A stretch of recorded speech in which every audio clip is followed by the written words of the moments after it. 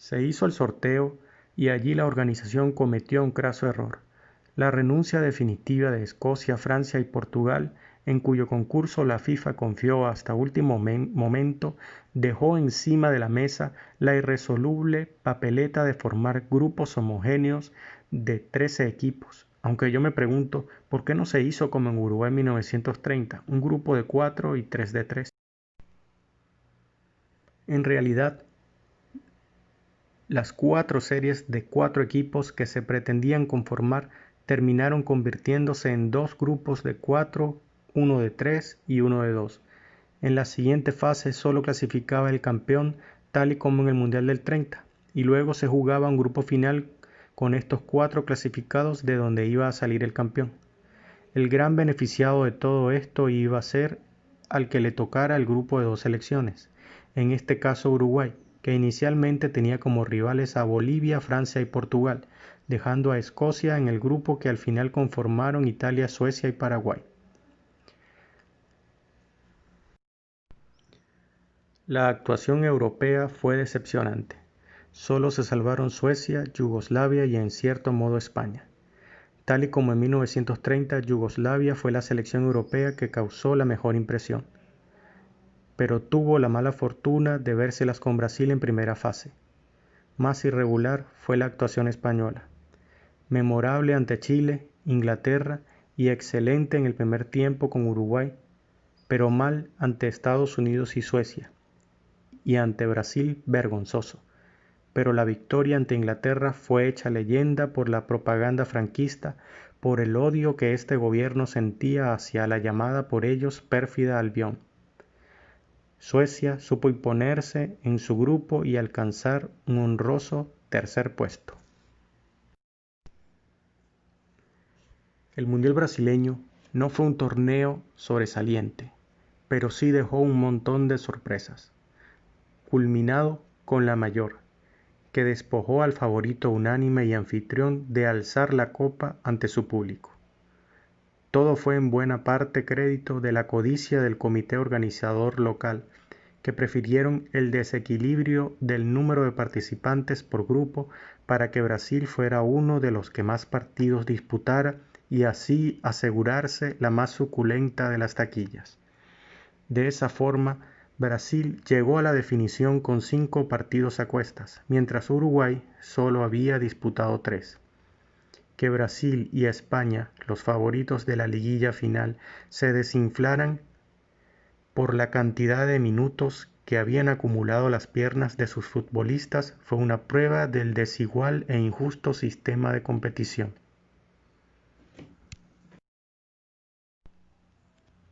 Se eligió como cabezas de serie a Brasil por ser el anfitrión, al último campeón del mundo en 1938, Italia, al campeón mundial de 1930, Uruguay. Hay que recordar que Italia también fue campeón del mundo en 1934. Uruguay, para la fecha, nunca había sido vencido ni en Copas Mundiales ni en Juegos Olímpicos, y el otro cabeza de serie era Inglaterra, el inventor del fútbol.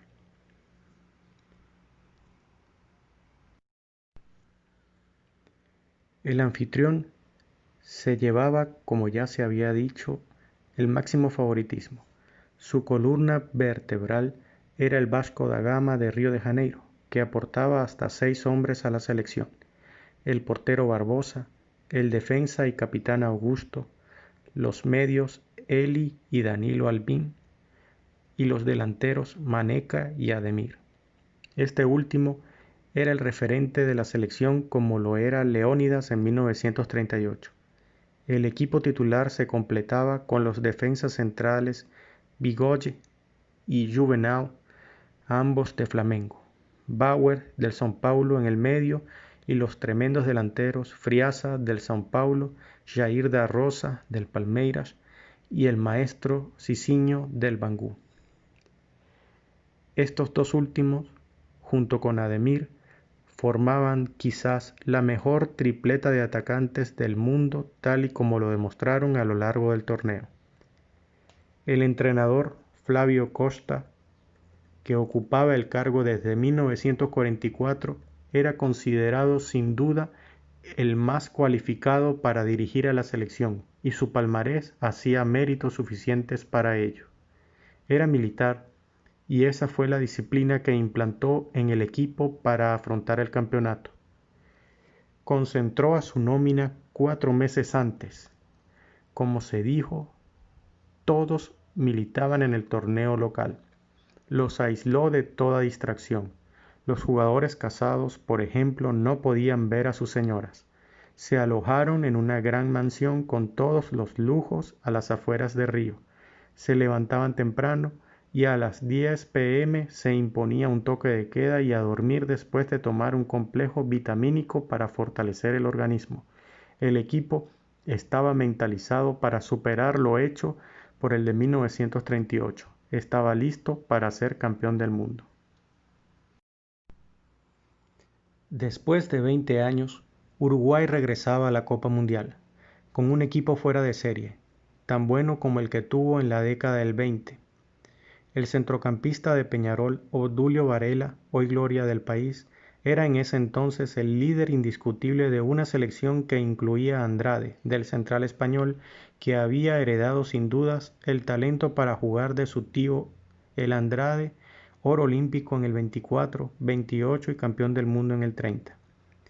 También contaba la selección con el gran defensa de Nacional Schuster Gambetta y la delantera de Peñarol, Ixia, Omar Míguez, Schiaffino y Vidal, reforzados por el interior de Nacional Julio Pérez, convocado porque el argentino Hochberg, delantero estrella de Nacional, aún no se había nacionalizado uruguayo. Junto a estos valores seguros, el entrenador Juan López apostó por nobles figuras que sin embargo dejaban dudas entre la afición.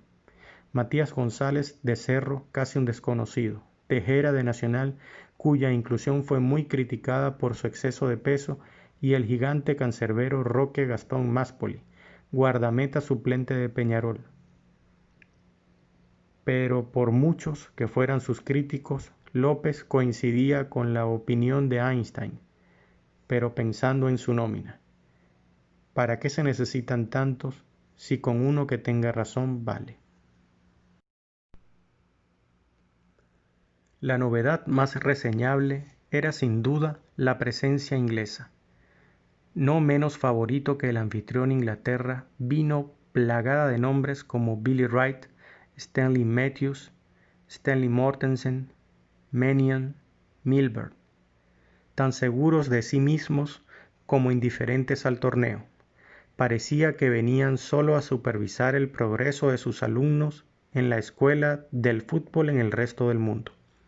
El único que estaba realmente consciente de la responsabilidad que representaba jugar en la Copa Mundial y que por lo tanto mostraba real preocupación era el entrenador Walter Winterbottom, que se tomaba este evento muy a pecho. Era el primer DT que asumía en solitario la responsabilidad de dirigir a la selección de Inglaterra, hasta entonces siempre presidida por un comité de seleccionadores. Pero al contrario de sus colegas de Brasil, Italia y Uruguay, Winterbottom no tenía mucho poder. En la selección de un país tan conservador, tradicional, el técnico tenía un supervisor nombrado por la FA, Football Association, que los mismos ingleses no consideraban muy competente. Winterbottom, que también fue militar, tenía un solo punto que criticar. No era un hombre que tuviera un planteamiento concreto, o al menos no lo imponía. Pero esto quizás fue lo que lo mantuvo en el cargo desde 1946 a 1962. En los 28 partidos que había dirigido hasta el Mundial del 50, solo había sido derrotado en 4 oportunidades, contra Suiza, Suecia y la República de Irlanda, los 3 encuentros en situación de visitante, y solo contra Escocia en Wembley, y solo había empatado 3 veces. Los demás habían sido holgadas victorias: 8-2 a Países Bajos, 0-10 a Portugal en Lisboa, 7-2, 6-2, 9-2 a la isla de Irlanda, hoy conocida como Irlanda del Norte, 6-0 a Suiza, 6-1 a un combinado europeo a quien enfrentó en Escocia, y las más destacadas 0-4 a Italia en Turín. Podría considerarse un balance adecuado para quienes aún se consideraban los grandes maestros del balompié. Winterbottom tenía incluso problemas para dar salida a todo el talento del que disponía, y si bien a varios de sus jugadores hombres se les empezaba a pasar el arroz.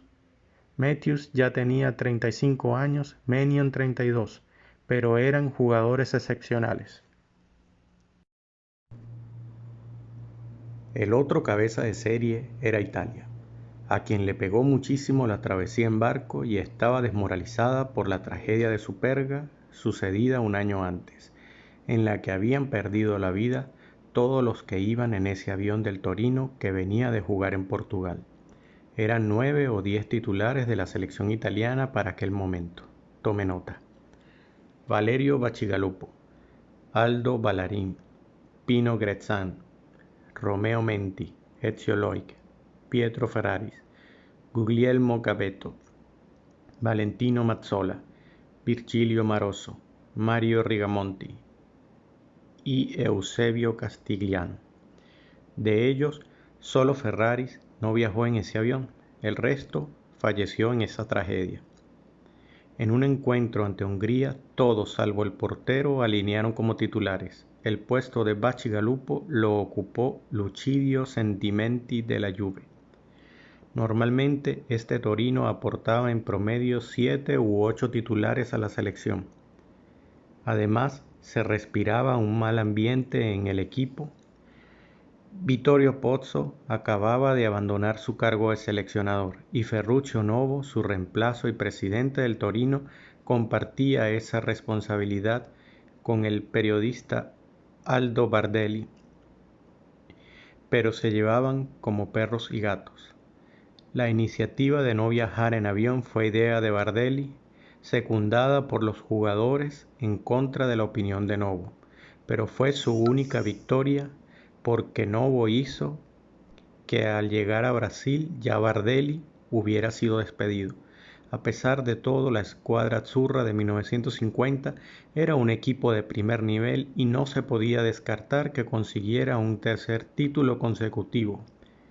Jugadores de la clase de los juventinos Boniperti, Muccinelli y Carapellese, recientemente incorporado al Torino, se encontraban entre los mejores del mundo. Carapellese militaba en el AC Milan cuando sucedió la tragedia y quedó tan afectado por lo sucedido que se ofreció a reforzar al Torino para ayudarle a resurgir. Ferruccio Novo en agradecimiento lo convocó al Mundial en calidad de capitán y líder del equipo. Esto en realidad era un reconocimiento a su calidad como futbolista. La prensa especializada sudamericana atribuye el mal andar de los europeos en tierras brasileñas a su asombro al encontrar tanto desarrollo en estas tierras. Quedaron estupefactos. Así quedó el sorteo de los grupos. El grupo 1 quedó con Brasil, Yugoslavia, Suiza y México. El grupo 2 con Inglaterra, España, Chile y Estados Unidos. El grupo 3 con Italia, Suecia, Escocia y Paraguay. El grupo 4 con Uruguay, Francia, Portugal y Bolivia. Debido al retiro de Escocia, Francia y Portugal, los grupos quedaron finalmente de la siguiente manera. Grupo 1, Brasil, Yugoslavia, Suiza y México. Grupo 2, Inglaterra, España, Chile y Estados Unidos. Grupo 3, Italia, Suecia y Paraguay. Y Grupo 4, Uruguay y Bolivia. Pienso que con trasladar a Yugoslavia o Suiza al grupo de Uruguay se hubiera corregido el error gravísimo que ocasionó la organización en detrimento del anfitrión. Sedes. El comité organizador estableció 6 sedes. En la capital, Río de Janeiro, se construyó el Estadio Maracaná, que en aquella época presentaba el mayor aforo de la historia, 183.000 espectadores en sus gradas. Eso suponían 50.000 localidades más que Hampden Park y 5 veces más el aforo que el siguiente estadio local, el São Januário. El gobierno carioca planteó una obra de tal magnitud para demostrar el potencial económico de Brasil a nivel internacional. Fue un periodista deportivo, Mario Filio, quien convenció a la opinión pública de que el nuevo recinto debía levantarse en el barrio de Maracaná. Las obras no comenzaron hasta el 2 de agosto de 1948 con menos de 2 años de plazo y se emplearon 10.000 obreros. Maracaná fue finalmente abierto el 16 de junio de 1950, una semana antes del inicio de la competición, a pesar de que algunas partes aún no estaban acabadas. La inauguración oficial llegó el 24 de junio en el primer partido de Brasil. La segunda sede más importante fue São Paulo, ciudad más poblada de Brasil y centro financiero. El estadio Pacaembu, abierto en 1940, vio duplicado su aforo hasta los 60.000 espectadores para ser su sede de la fase final. Las restantes estuvieron condicionadas por la presión de los gobiernos estatales al comité organizador, que tuvo que ampliar el número de sedes. Los estados de Paraná, Río Grande del Sur y Minas Gerais consiguieron que sus capitales Curitiba, Porto Alegre y Belo Horizonte fuesen aceptadas. Del mismo modo, la norteña Recife Pernambuco lo logró a pesar de su lejanía del resto. En ningún caso esas 4 sedes albergaron más de 3 partidos. Si te ha gustado, hazlo saber dándole like. Si quieres, compártelo. Y también puedes suscribirte a Footbar TV, ya que aquí hay muchas y muy buenas historias para conocer y saber.